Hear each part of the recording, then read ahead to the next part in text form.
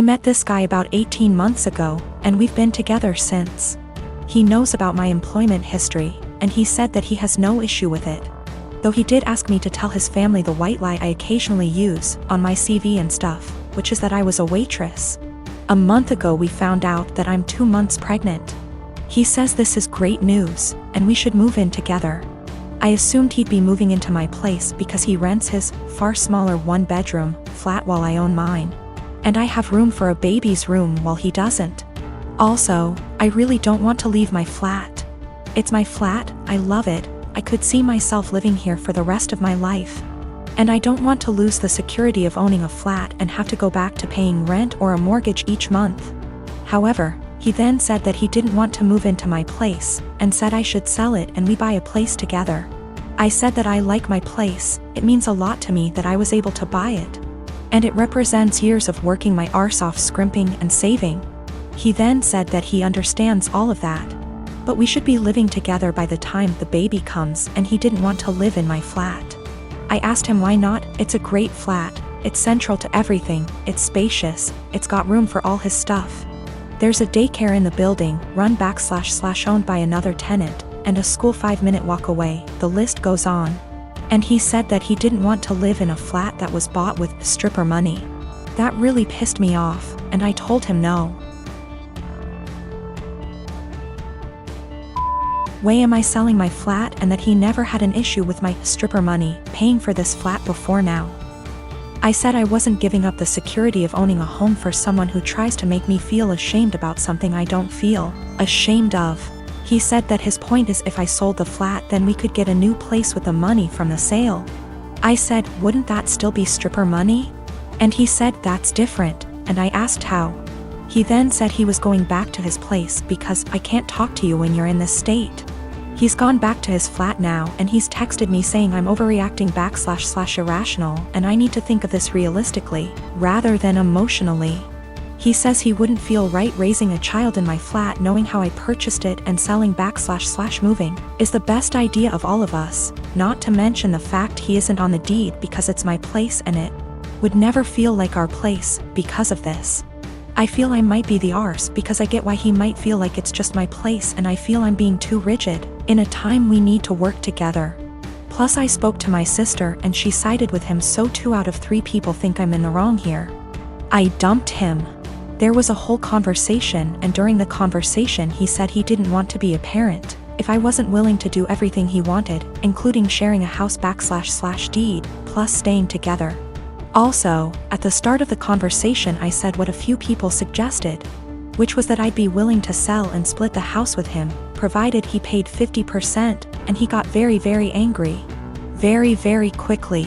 He also said a few other things, how it's all going to pan out just yet, but it looks like I'm going to be a single mother. I am a 28 years old female. And I do babysitting on the weekends to make extra cash. There is one family I definitely should have phased out by now, but the kids are cute, and if I don't have another job, it's easy money. My issue is, the mom is never home on time. She used to not give me return times, but finally I started asking as it made it impossible to get anything done on the weekends. I'd go babysit so she could go to brunch, but she'd be gone from 11 a.m. to 7 p.m. My whole day was gone.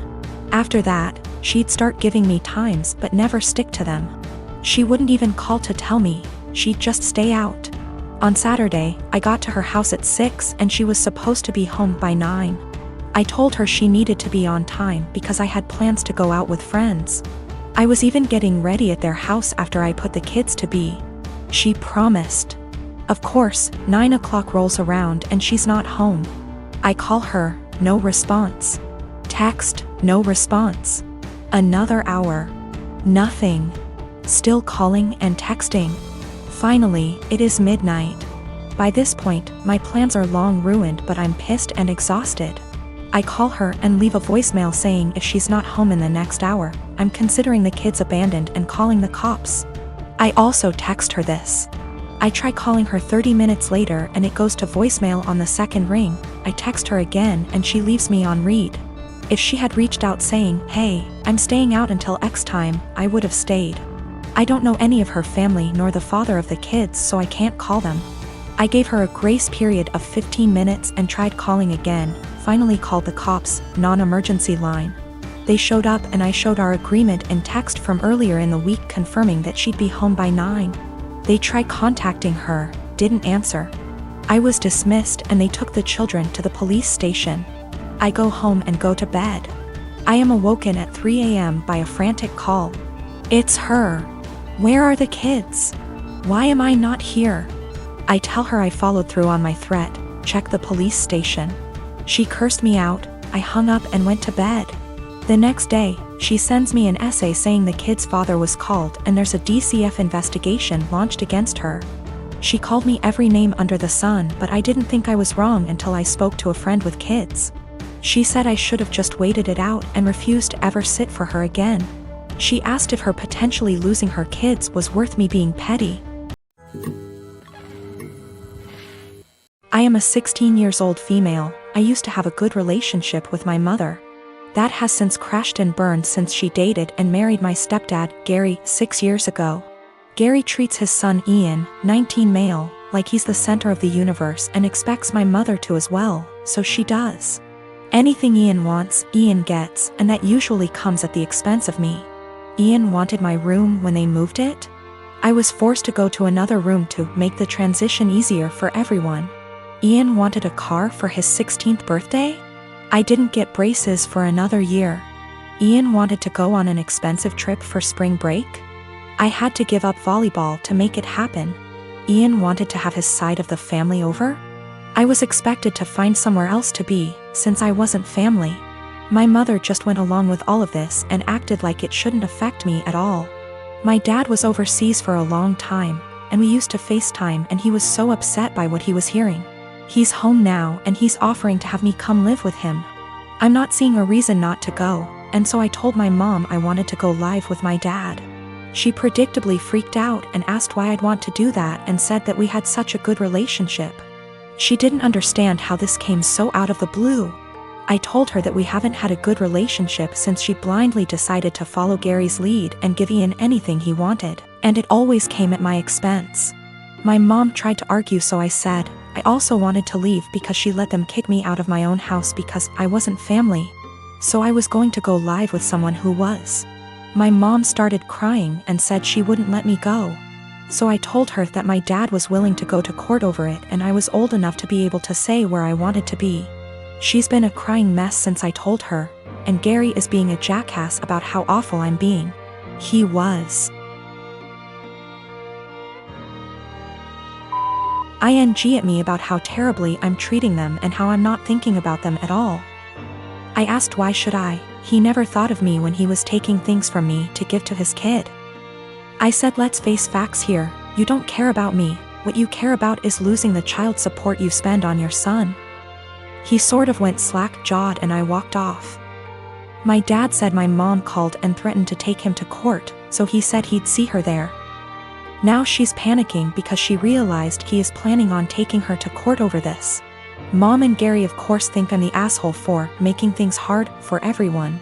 But my dad and grandparents say to leave and never look back. I am a 28-year-old female was named after a really obscure character from Greek mythology. My preferred nickname is taken from the end of my name. I always introduce myself with I'm my name, but you can call me nickname. None of my co-workers in the small business we work for have ever had a problem with this before, until Megan, the niece of Jeff, one of the two owners, was hired. Jeff and Dave co-own the business, but Dave does the actual day-to-day running of the business. I introduced myself and my nickname as usual, but she immediately said that Bessie, not the actual name, would be a better nickname because it comes from the beginning of my name and that she liked it better. I told her I really didn't like that nickname and wouldn't answer to it and asked her to please not call me Bessie, but she insisted that it was so much prettier and that I just needed to get used to it. For the next 2 months she tried to call me Bessie, but I completely ignored her whenever she addressed me that way. Even when I knew she really needed help with something. She would call my desk phone and say, "Hey, Bessie," I would reply, "You have the wrong number, there's no Bessie here," and hang up. She then tried to get some of the employees outside the office to start calling me Bessie, but I quickly shut that down. I usually finish my work early and help them with a lot of tedious little things that aren't part of my job description, and threatened to stop helping them unless they used my preferred nickname. Friday she decided she was going to get me to respond to Bessie no matter what. We have an open office design but are at opposite ends. She started calling out Bessie in a sing-song voice over and over again to try and annoy me enough to respond. Other coworkers got annoyed, most telling her to stop and one Lisa telling me to just let her call me Bessie already. I refused and she kept calling out Bessie louder and louder, until Dave barged in. He'd been on a conference call with an important client and could hear her yelling from his office down the hall. He told her to be quiet and that if she called me Bessie one more time, he'd write her up and dock her pay. Later, Megan cornered me in the break room, called me in for getting her in trouble and called me Bessie again for good measure just as Dave was walking in to heat up his lunch. He gave her a stern look and said, "I warned you." Then he walked to HR to have her written up. Lisa is saying I'm the for never helping Megan and that, if I had been nicer or hadn't fought her so hard on the nickname, she probably would have given up on it a while ago, but because I made such a big deal out of it, it became a challenge.